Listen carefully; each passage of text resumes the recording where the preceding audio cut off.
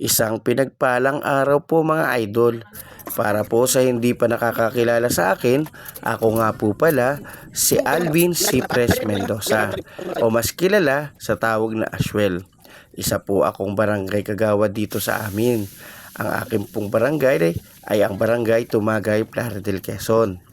Kami po ay matatagpuan sa may munisipyo lamang ng aming bayan. Saan nga ba ang Plaridel, Quezon?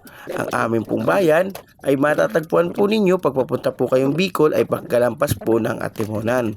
At kung kayo naman po ay papuntang Maynila, ito po ay pagkalampas naman ng Gumaka. Sa madaling sabi at di mahirap intindihin, ay kami po ay pinagigitnaan ng dalawang bayan, ang Atimonan at ang Gumaka.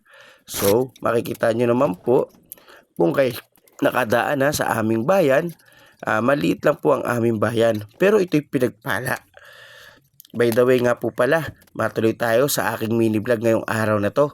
Ito po ay ang aking vlog number 3. Kung dati po, puro kalokohan at pagtitibak ang ginagawa ko, ay napag-isip-isip ko po na mas mabuti nang ito ang aking i-vlog para maging inspirasyon sa ating mga kabarangay at ating kababayan. Ayan po.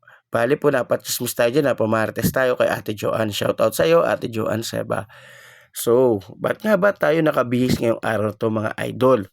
Kung naalala nyo po yung aking vlog number 2, umattend po tayo nakaraang Biyernes ng meeting ng mga kapitan kung saan akin pong inendorso ang pagpapatupad ng aming barangay ng panghuli ng aso. Dahil mayroon na po kaming dog cage facility at may nakahanda na rin po kaming mga gagawin kung paano namin ito implement. Kaso, bawal ngang manghuli sa panahon ngayon dahil hindi pa tayo nadayo sa seminar and trainings ng mga talagang bihasa. So, kumbaga, tuturuan muna nila kami. Kaya humingi po ako ng endorsement letter at tulong sa aming pong Mau.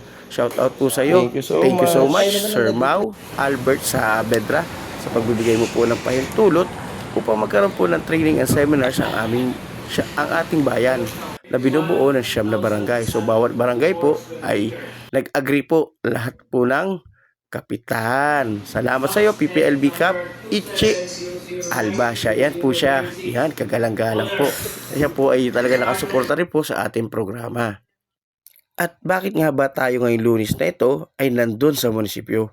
So, bakit? Dahil humingi po tayo ng suporta at pagsang-ayon ng ating SB sa gagawing seminar and trainings na magmumula ang mga trainers sa ating Provincial Veterinarian Office. So, by this week po, samahan niyo po ako sa aking vlog. Magpa-vlog po tayo. Pagpunta po natin sa Lucena, pagpapasa po ng letter natin sa Capitol Office. So, ayan po. At hindi na po ako nagtagal sa munisipyo. Talaga lang po nakasuporta ang ating Vice Mayor at ang ating mga sangguniang bayan sa ating programa upang na-implement na po natin ito, maipatupad na dahil matagal na po itong ordinansang ito sa nasyonal, lokal at bawat barangay. So, kailangan natin itong umpisahan na dahil pag may nag-umpisang isa, sigurado bawat barangay o bawat lugar ay may gagaya na o makikita lang kaya ng barangay na ito. Bakit di natin kaya? Di po ba? Tama po ako mga idol.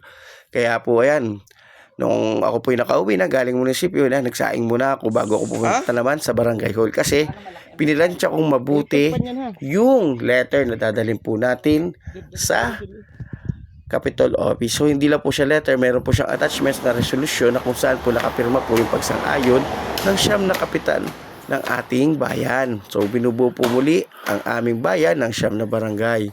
Yan po, kanya po kami kaliit pero kami po ay patungo na rin po sa pagunlad dahil po kung makikita ninyo at nakakadakay sa aming bayan na dati pong walang 7-Eleven, Alphamart at mga iba pang establishments along the highway ay mapapansin po ninyong nagkakautay-utay na po nagkakaroon ng Palawan Pawn Shop, Raquel Pawn Shop at talaga naman pong sana'y magtuloy-tuloy po ito.